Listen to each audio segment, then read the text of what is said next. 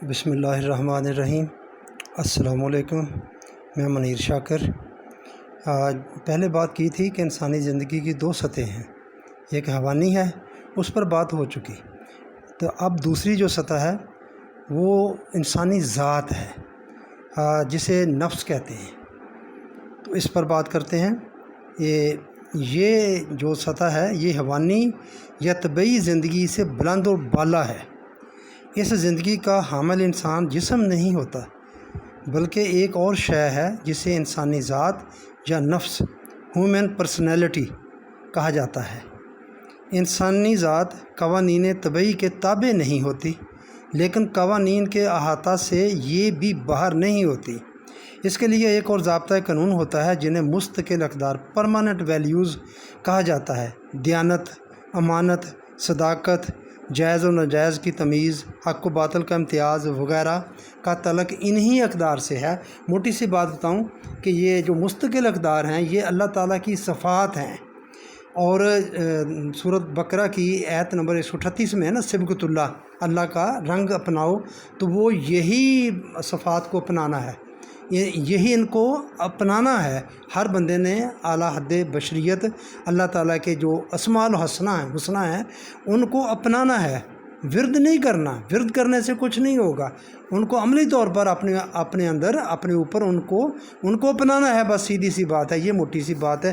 یہ ہے مستقل اقدار، ان کا ذکر آگے ہوتا رہے گا۔ جب بھی مستقل اقدار کا کوئی ذکر ہو تو اس کی بنیادی چیز یہ اسماء الحسنہ ہیں، صبغۃ اللہ ہیں، یہ ہیں مستقل اقدار۔ انسانی اعمال میں ان اقدار کے انعکاس، ریفلیکشن کا نام کریکٹر ہوتا ہے۔ دیکھا، اللہ تعالیٰ کی جو صفات ہیں اللہ کا ان سے پتہ چلتا ہے، تو بندے کا جب وہ صفات بندے کے اندر آئیں گی تو ان کا جو انعکاس ہوگا، عکاسی ہوگی، تو وہ وہاں سے بندے کی پرسنالٹی کا، کریکٹر کا پتہ چلے گا۔ حیوانات میں صرف بیہیویئر ہوتا ہے، کریکٹر انسانی زندگی کا خاصہ ہے۔ طبعی قوانین کا علم فطرت، مشاہدہ، مطالعہ، تجربہ وغیرہ سے حاصل کیا جا سکتا ہے، لیکن مستقل اقدار اللہ کی طرف سے وحی کے ذریعے ملتی ہیں، اور اب قرآن کریم میں یہ محفوظ ہیں۔ جس طرح انسان کے طبعی افعال کا نتیجہ طبعی قوانین کے مطابق ہوتا ہے، اسی طرح اس کے انسانی اعمال کا نتیجہ مستقل اقدار سے متعلق قوانین کے مطابق نمودار ہوتا ہے۔ اسے عالمگیر قانون مکافات عمل کہا جاتا ہے۔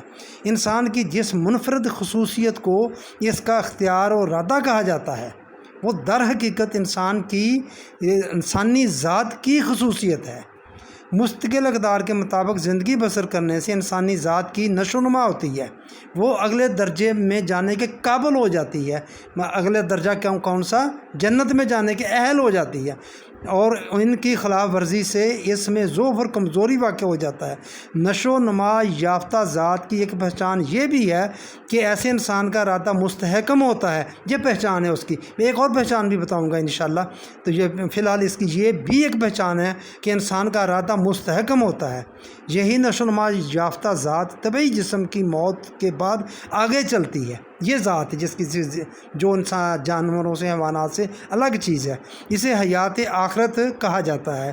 ان تصریحات سے واضح ہے کہ جس طرح انسان کے طبعی افعال کا اثر اس کے طبعی جسم پر پڑتا ہے، اسی طرح اس کے ان اعمال کا اثر جن کا تعلق مستقل اقدار سے ہے اس کی ذات پر پڑتا ہے۔ ان اقدار کو اپنانے سے اور یا ان اقدار کی خلاف ورزی کرنے سے اس کا اثر اس کی ذات پر پڑتا ہے۔ اب یہ سب اثرات قوانین خداوندی کے مطابق مرتب ہوتے ہیں۔